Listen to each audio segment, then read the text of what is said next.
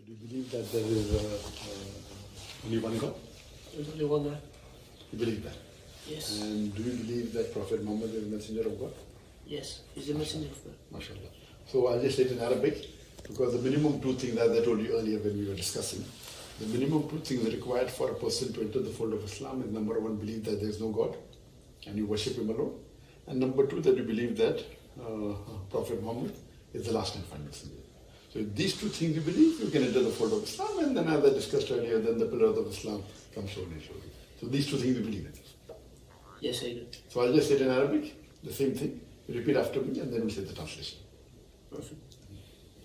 Ashhadu Ashhadu Allah Allah ilaha ilaha illallah illallah wa ashhadu wa ashhadu anna anna Muhammadan Muhammadan abduhu abduhu wa rasuluhu. wa rasuluhu.